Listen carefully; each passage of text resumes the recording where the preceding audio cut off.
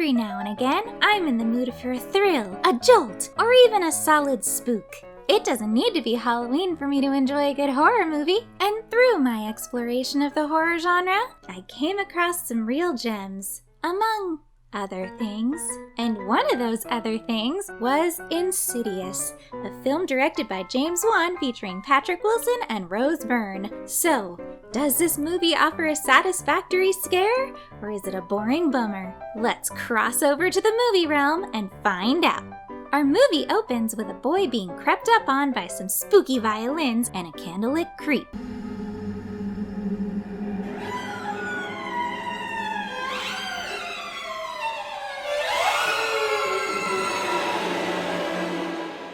Next, we see that, what the? Okay, well, I guess now that they've rolled the intro credits, we can get back to Oh, come on!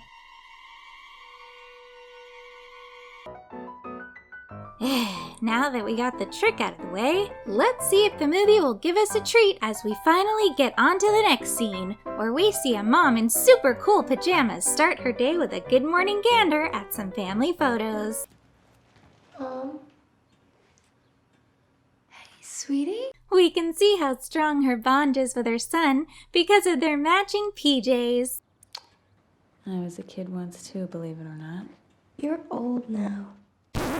We continue to see this totally normal family interact with each other in sequences that are less entertaining to watch than paint dry.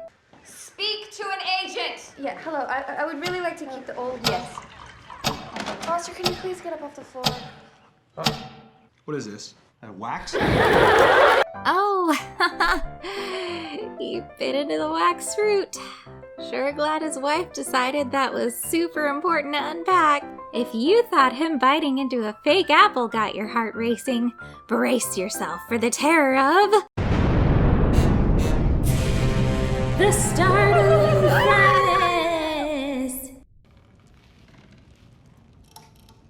We're treated with more scenes of family fun time when all of a sudden, more spookiness occurs.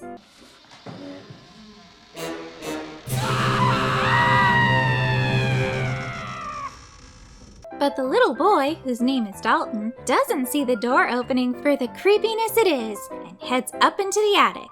While he's up there, he falls off a rickety stepladder and sees something so truly horrible, his screams startle the local guitar and piano emporium.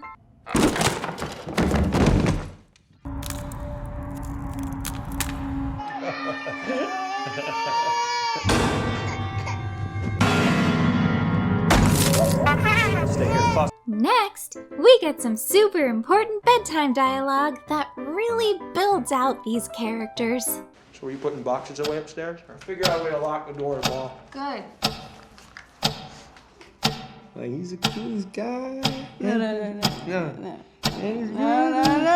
But when dear old Dad goes to wake Dalton up for school, it turns out he was so bored he decided to check out for the rest of the movie and fall into a coma. Hey, Mr. Sleepy Pants, get up. Dalton? Dalton. Thankfully, the hospital doctor seems to be handling the situation with the utmost urgency and care. There is no brain damage that we've detected. We'll conduct some further testing. It's only been a couple of days. It's been 3 months and Dalton is still in his coma. While Dalton's mopey mama is trying to soothe her soul by tickling the ivories, she hears some spooky whispers coming from the baby monitor. Just as she suspects that the sound might be coming from upstairs, we get another jump scare that causes more instruments to fall from on high.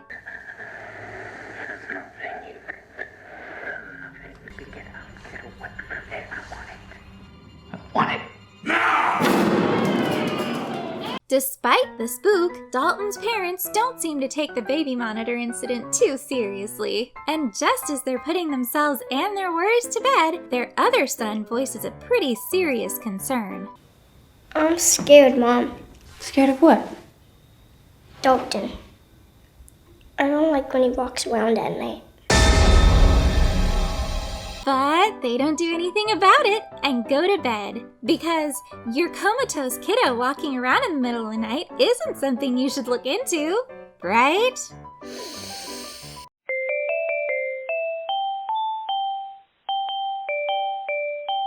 But later that night, their chill tude comes back to bite them, when a knock at the door leads to a chilling series of events.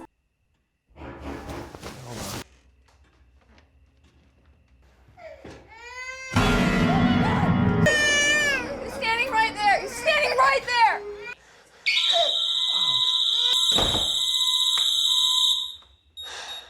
Well, that's the end of that. Definitely not something to call the police about in spite of the appearance of someone who broke into your home and is potentially harassing you. Why bother trying to do anything about the potentially dangerous things going on in your house? Aside from the massive shower of instruments that falls down every time something goes wrong, it's a minor inconvenience, right? I guess their home security system isn't that great, because the alarm went off for a good while without anyone from the company calling to check in. Whoop! Looks like while we were away, Pops dozed off from all the excitement. I'm glad he's so relaxed. And it looks like someone couldn't help but reference a better movie on the chalkboard behind him. While he was at work, Dalton's mom finds a bloody handprint on her son's bedsheets. But that's no cause for alarm. And she doesn't bother mentioning it to his dad when he gets home from work, because she's arrived at a totally reasonable conclusion about what's been going on in the house. You think our house is haunted? I don't think it. I know it. So you're just gonna jump right to the house being the problem, huh? Okay, why even consider the possibilities of whether or not some evildoer or even Dalton is behind all the ruckus? Later, a ghost fella who's just lost in thought gets frustrated with her for interrupting him while he's trying to figure out how the heck he got here.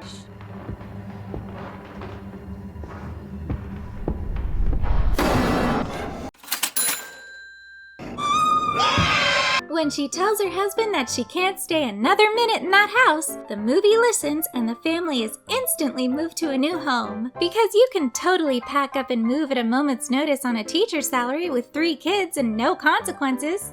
After everything else the movie has put us through, this is what really broke the immersion for me. Seriously, how did they do that? What happened in between then and now?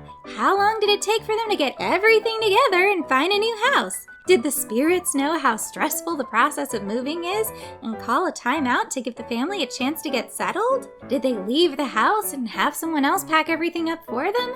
Did they take the wax fruit?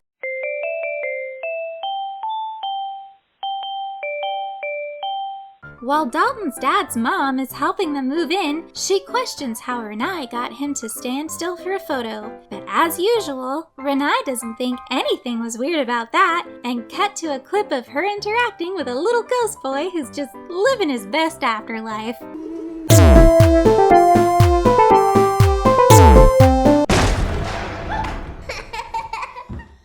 And this is off topic, but I am digging these bed sheets.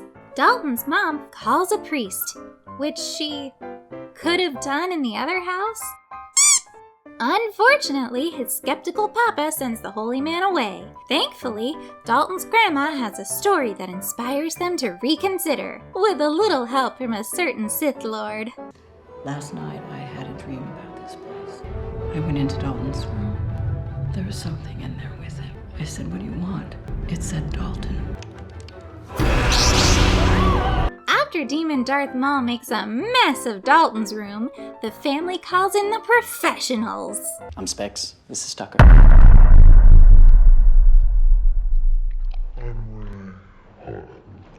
The Phasmophobia LARPers find evidence of the sassy supernatural and call in the big guns. The team leader heads to Dalton's room with one of her assistants, and she describes the demon to him while he speedily scribbles it all down. With the demon doodle complete, the boss lady lays down some exposition. Your son isn't in a coma, and the reason these disturbances, they followed you to a new home, is because it's not the house that's haunted. It's your son. I don't understand. But Dalton's parents don't see eye to eye on the plan. After the argument, Dalton's dad goes into his son's room and only just now sees the drawings that confirm everything the medium said. Which, considering that Dalton's been in a coma since before the move, and his parents would have had to have chosen these drawings out of any other ones he'd drawn and post them up on his wall, seems odd. But let's be honest, this picture gave up on its characters having realistic motivations and reactions to things a while ago. Thanks to the drawings, the medium is invited back and they set up for a seance in Dalton's room.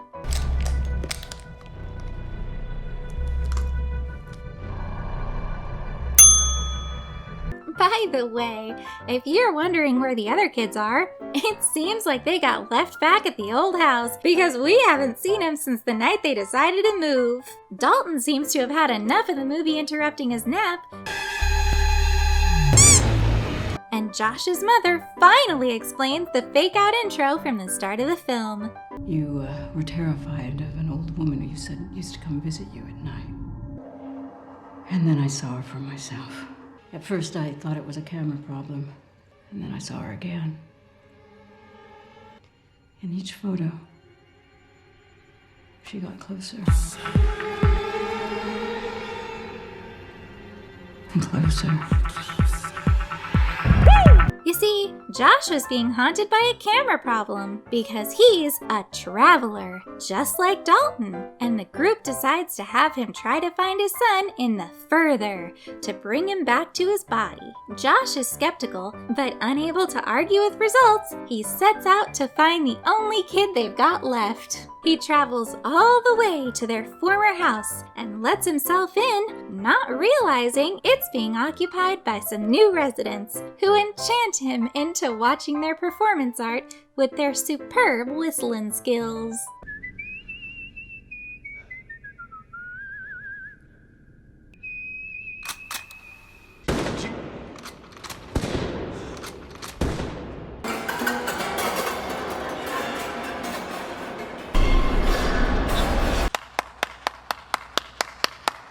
After watching the performance, Josh searches the rest of the house, eventually heading for the attic, where he finds a door that had been referenced by Dalton's drawings. But before he can go through it, he has to engage in a boss battle.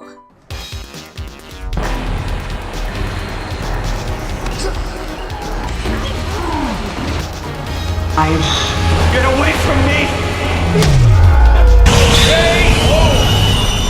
With the boss defeated, he finally finds himself in Demon Darth Maul's lair. He rushes to save his son, while Demon Darth Maul is indulging his inner diva and getting his nails done in preparation for his Waking World debut. What?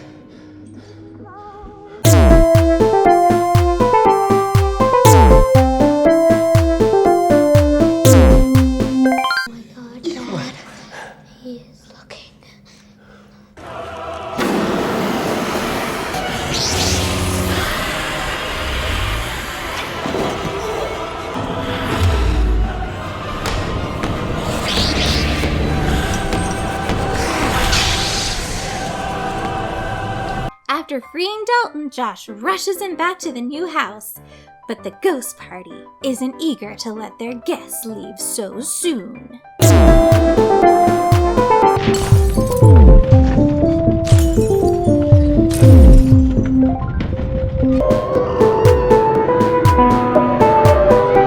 When they arrive at the new house, Josh lets Dalton go ahead alone for some reason, and it goes about as well as you'd expect. Come on, Dad! Come on, he's right behind us! Almost We there, have come to on. go! I'm right behind you, go.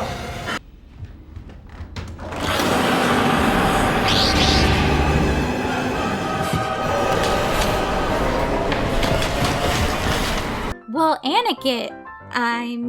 Dalton goes toe-to-toe with Demon Darth Maul. Josh is faced with an even more powerful Sith. What do you want from me? You can get away from me. Get the hell away from me! Get away from me!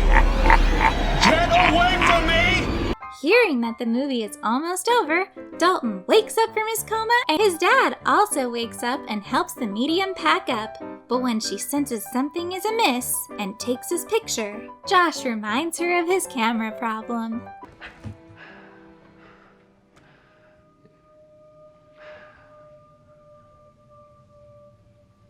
What? Nothing.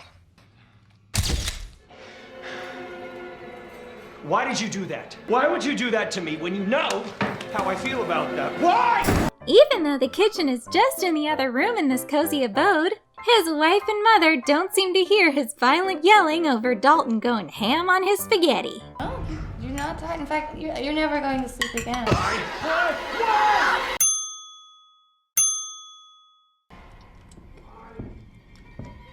Finally realizing something's wrong, Dalton's mom frantically looks around the house for her husband, but when she finally sees the picture the medium took, she realizes Josh has turned to the dark side. Right here.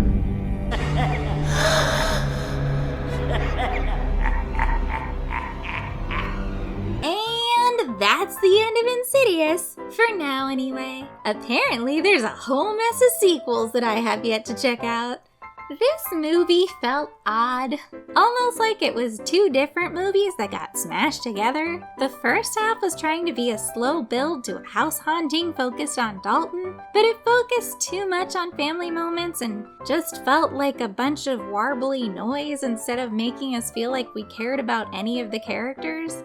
The second half is a weird mix of lore and spooky thriller with a dash of comedy thrown in. The tone was totally different, and it almost felt like they threw the other two kids and the impact on Dalton's family out the window in favor of the medium and Josh's history plot. They wasted a ton of time in the beginning without building relationships or developing the characters, which just brings me back to the fact that I don't feel like the family reacted to any of the activity realistically. Not even his brother, who was like, hey, Mom, Dalton's getting up in the middle of the night and running around even though he's like in a coma all the time. He just tells her about it, and then nothing happens. We could have seen how it affected his performance at school. Maybe social services was knocking on the door trying to figure out what the heck was going on with the house. But there weren't any serious consequences happening to the family really, other than Dalton remaining in his coma. They were taken seriously by anyone they talked to about it. They were able to move just fine, even though they lost the two kids in the process.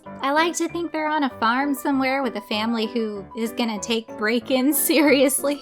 If my front door were broken open after knocking and my wife told me she heard voices over the baby monitor, I'd definitely be calling the authorities.